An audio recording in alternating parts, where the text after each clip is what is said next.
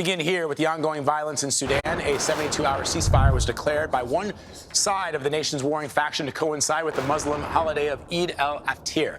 There are already reports that it has broken down. More than 400 people, including one American citizen, have been killed since fighting broke out last week. The U.S. is now repositioning troops in the region ahead of a possible evacuation of the American embassy in Khartoum. CBS News foreign correspondent Imtiaz Tyab is following all of this from London. Imtiaz, glad to see you again. What are you hearing about the current situation on the ground there? Yeah, hey, Emre, Vlad, good to talk to you. We have a very tense situation on the ground in Khartoum. Eyewitnesses report that the Sudanese capital continues to be shaken by the sound of explosions and gunfire. The violence is so intense, we're also hearing that people aren't even able to bury the dead. Bury the dead. Now, according to the World Health Organization, over 400 people have been killed since the violence erupted a few days ago. Many thousands more have been injured, and few have been able to get medical help because the risks in trying to get to hospitals, which are already running out of supplies, are just so high. Now, this humanitarian crisis is also worsening because of widespread power outages, food shortages, and a lack of clean drinking water. All of which is to say this violence has really triggered a perfect storm of misery. And the fear is that things are only going to get far worse if the violence continues the way it is. Emery. And so as a result, some countries are trying to get their people out. Japan and South Korea have announced plans to evacuate their citizens. But how is this going to be possible? And, are there similar plans for U.S. citizens?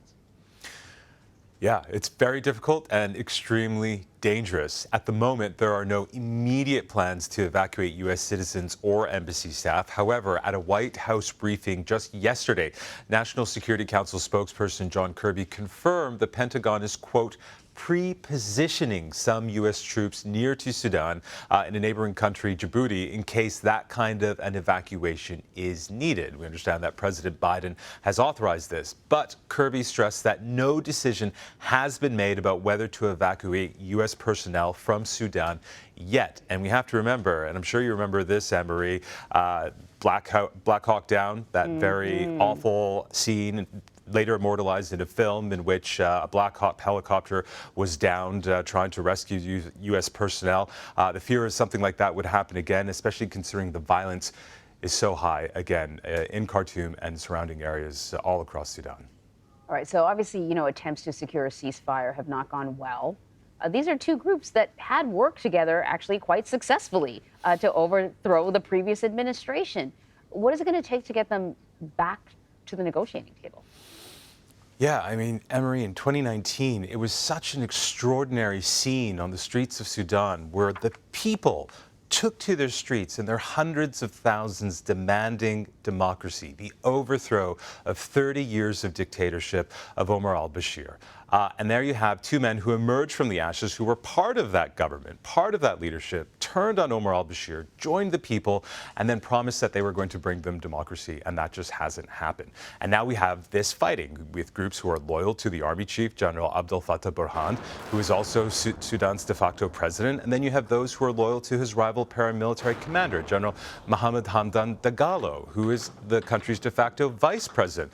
As we've been saying, both served under the previous president, Omar al-Bashir, until they turned on him in 2019. Because of those pro-democracy protests, they've been promising again and again that they will take the country to civilian rule, but neither have been willing to sign agreements that would see them lose power and pave the way towards democratic elections, which is, of course, what the people of Sudan have been demanding for so long. And now, after days of intense fighting, the fear is that this situation could spiral into a full-blown civil war and not the peaceful democracy that the people of Sudan took to the streets for in their thousands just a few years ago.